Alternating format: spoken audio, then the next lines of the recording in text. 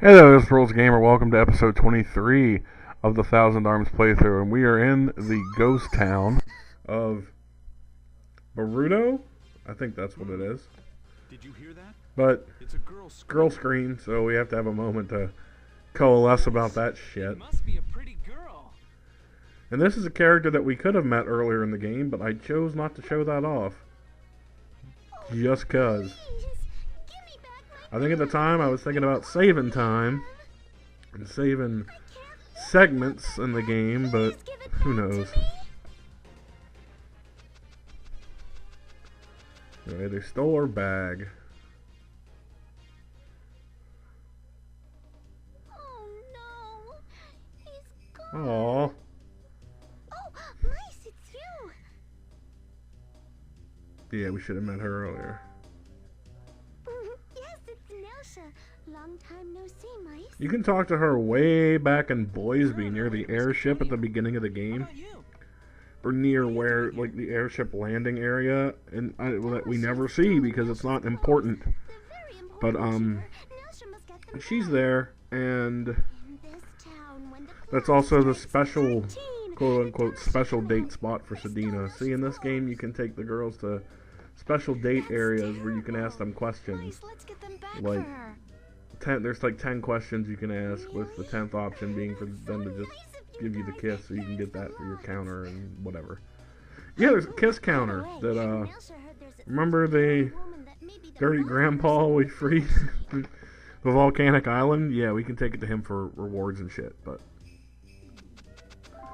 all that being said, let's explore. But yeah, those questions we can ask, such as, like, who was your first crush, this, that, and the other, and it's all interesting. Apparently, Sedina's first crush was on Schmidt, the Dark Master, so that applies. Readjust myself here. Yeah, it's better.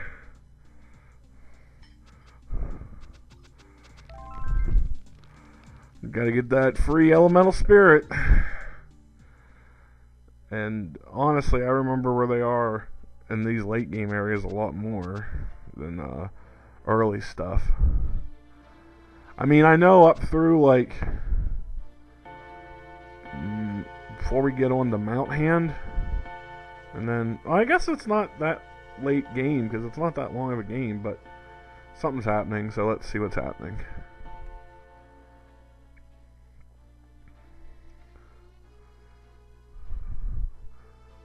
Spooky. Missed this going up on Halloween, but it'll be out shortly, so doesn't even matter. Christmas. I've already seen the first Christmas commercial for the year. That's fucking ridiculous. It's the 1st of November. Thanksgiving has just become Christmas Junior and been co-opted out of a wonderful holiday that is family and togetherness and food, all things that I enjoy, turned into fucking whatever.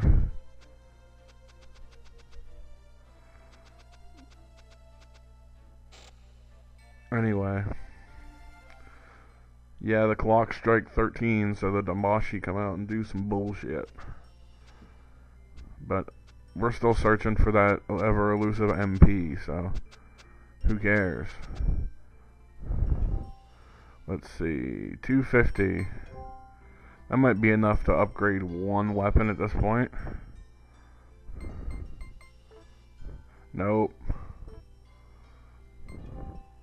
500. Wow, that weapon's severely underleveled. This is one of those games, but I mean, at near the end, the grinding definitely. I mean, it takes more to update your weapon than you get more experience than you gain levels, if that makes sense. Because if you do, like, there's a spell to do double XP and stuff. If you do that, you'll, you know, you'll be good. Not so much needed a double MP because, like I said, in this game, in previous parts, in this game I've only ever taken the characters up into like the 90 levels once before. And it was ridiculous. Like, game does not scale boss difficulty up with you, as far as I know, so shit was dying quick. Let's enter. There's the entrance. Now, there's a puzzle in here. I don't remember the exact coordinates, but we will find our way together. I mean, this is still honestly a place where I get lost because checking the guides online for the directions, not so much this first part where we have to take a different path from the town we're going to get out of the woods on the other side. And the directions, people who don't write maps don't know how to do directions. Let's just leave it at that. Because up and to the left, what if there are two paths that go up and to the left? Like, it'd be easier just to take a picture, screenshot the picture when you enter the screen and show the way. I mean, of course you'd have to scale down some pictures, but or just draw a map on paper and Photoshop it in there. Of course, the one I'm complaining about, these guides are listed on GameFAQs, so who the fuck knows how much effort is put into it? Actually, I do know. There's a lot of effort put into some of them. But this is the town that starts with a Z. The town of the Damashi. And that's all I remember about that. With that town. But, yeah, we're still picking up MP and stuff, and let's see where our characters are. As you can see, I picked up some more experience from fighting. I just edited out all my fights from now on. Honestly, it's more important to keep my main fighters' weapons as filled as possible. But at least Sedina's got that big update that it needed. So she can wait till next time. But yeah, I mean, wish there were more exciting things going on, but exploring a town, that's that RPG life, baby. There's a lot of stuff hidden here in these back entrances. That sounded absurdly sexual for a minute.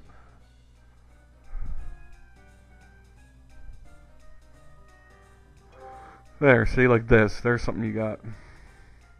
For what it's worth, a Necronomicon. Scare off enemies. It was way more useful at the beginning of the game. Or if you're injured, but if you play your cards right, you should never be too low on the correct supplies. You'll never be able to replenish your like your specials for characters and boss fights with certain regularity, but beyond that, I mean, you'll be able to heal from any status as you need to, you know. Alright, nothing there. And there can be treasures everywhere, you know. Take away the fun of treasure hunting. Alright, let's go back to the main place now. Disorienting fucking town. Because there is a fight we're gonna do here. Another optional fight. We skipped them last time, but Bandiger is back.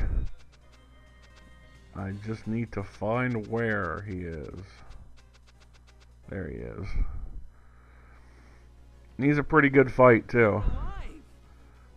This is the last encounter with him. It follows the RPG rule of 3 encounters with, you know, an enemy. That's not really a rule. It's something a lot of games do. So I've noticed it. Hey, I'm talking to you. Like, Are you up to let me no good think. again? Final Fantasy. There was the encounter at the end of Disc 1, Disc 2, and Disc 3. Yeah, so Safer from Final Fantasy VIII follows that rule.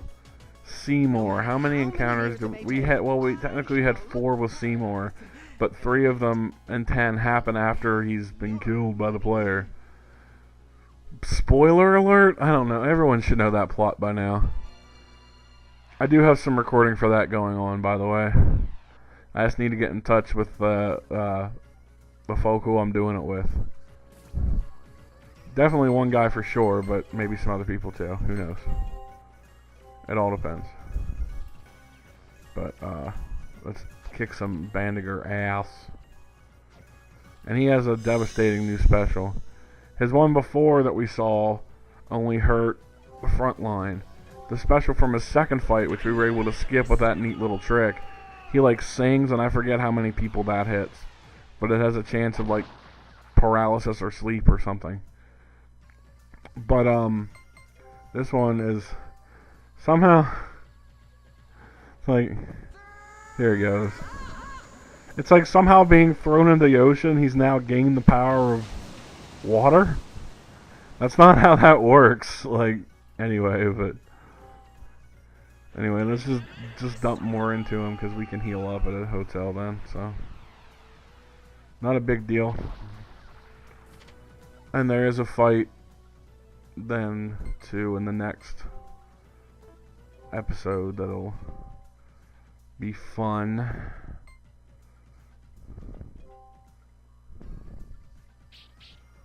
I don't know if these game machines here really are that fun because I've never played them. I mean, the last real game of chance in a video game that I sunk myself into was we're talking classic style. Might have been like Gen 1 in Pokemon, or maybe Gen 2. The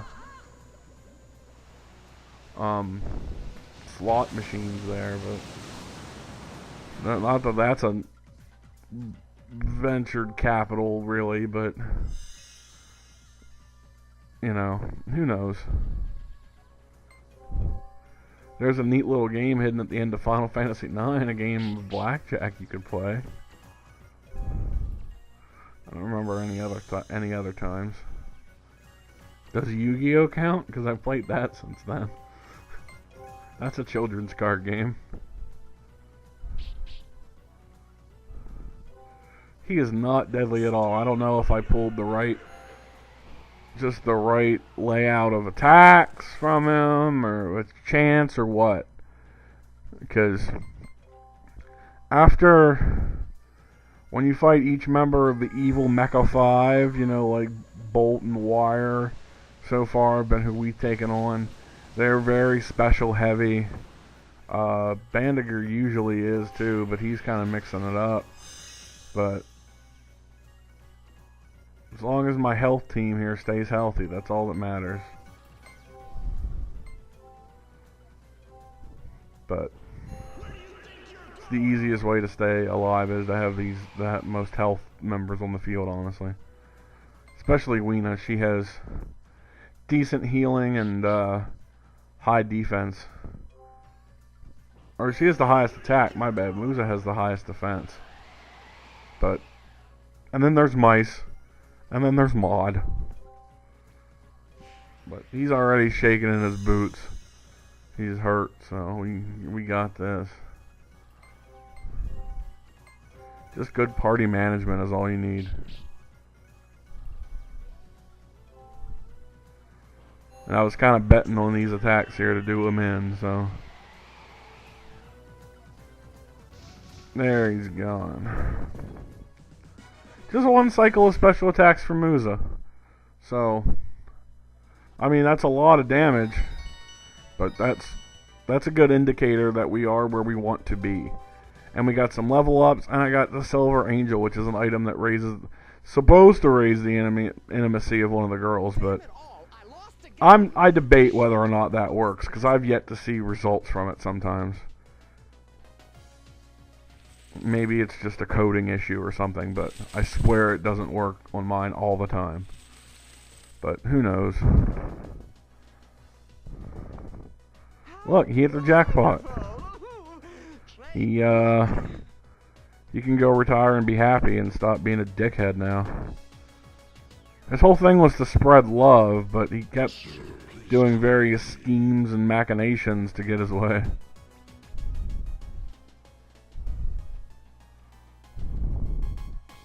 Excuse me, what are you doing? Oh no, please, no more water. I don't have time for this. I must find true love. Really? Huh. No! You should be okay. You have control of the water now, Bandiger, so I guess never be seen again. Maybe he has a hidden encounter somewhere, but I really doubt it. But we will continue exploring this ghostly town in the next episode of this series. And until then, take it easy, and we will see you next time.